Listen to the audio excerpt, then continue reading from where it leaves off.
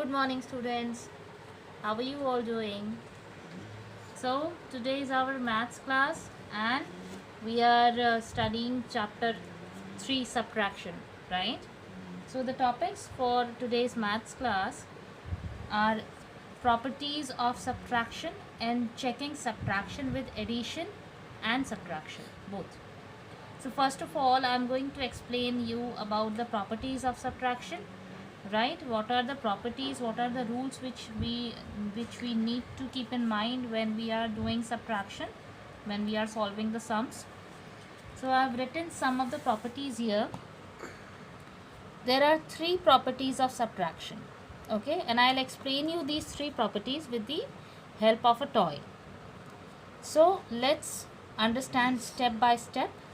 Number one is order property. Order property of subtraction. Now what does this order property means? It means that we subtract smaller number from the greater number, right? We always subtract smaller number from the greater number. We cannot subtract a greater number from the smaller number. You cannot subtract 5 from 3, right? If you have 3 toffees, you cannot give me 5. However, if you have 5 toffees, you can easily give out 3. अगर आपके पास 5 toffees हैं, आप 3 दे सकते हैं उसमें से. लेकिन अगर 3 toffees हैं तो बेटा 3 से ज़्यादा तो आप नहीं दे सकते, right? So this we call order property that we need to subtract. So let's see, with the help of this toy we will understand. Okay. So there are how many rings? 1, 2, 3, 4, 5, 6 and 7. This is the base. So I have these 7 rings, right? Now out of this 7, if I take out 1, 2, 3, I took these 3 rings out. How many rings are left now? 1, 2, 3 and 4. So let's understand. There were 7 rings. I took out 3 rings, and how many were left? 4. So 7 is a greater number, 3 is a smaller number, so we can easily subtract 3 from 7. But okay, let's see again. These are 7 rings. If I ask you to take out 10 rings, can you take it out? No, because 10 is a greater number. You only have how many rings? 7 rings.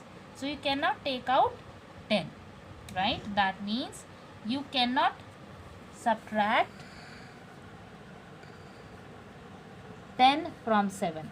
This will be wrong, because we always subtract from a greater number and we subtract the smaller number from greater number. Alright? Okay. So we move on to our second property. This is, if we subtract a number from itself, the answer would be 0. That means if I have 7 rings over here, I subtract 7 from 7. What will be the answer? Let's see. 1, 2, 3, 4, 5, 6, 7. I subtracted 7 rings. 1, 2, 3, 4, 5, 6 and 7. How many rings are left? 0 rings. 0 rings are left. Nothing is left. So whenever we subtract a number from itself, the answer will be a big 0, right? Okay, so you got this.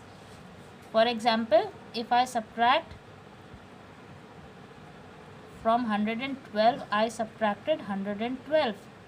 112, the answer will be 0. Both numbers are same and we are subtracting, so the answer will be 0. Now moving on to our third property, it says if we subtract 0 from a number, the answer would be the number itself. Again, I have 7 rings. I subtracted 0 from 7. What will be the answer? I took out nothing. The answer will be the number itself. Let's understand with the help of example. I have 7 rings. I subtracted 0. 0 means nothing. I took out 0, that means I did not take out anything. So how many rings will be left? 1, 2, 3, 4, 5, 6, 7. Complete 7 rings will remain with me because I subtracted 0.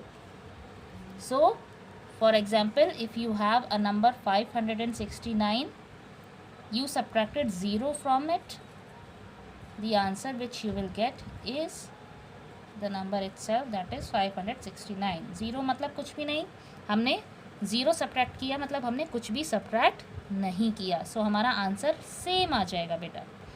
Right. So we studied 3 properties of subtraction. Order property, that is smaller number at bottom and greater number at the top, and that is how you subtract. The second will be subtracting the number from itself and answer will be 0. And the third, if you subtract 0 from a number, you will get the same answer, the same number as your answer. Thank you.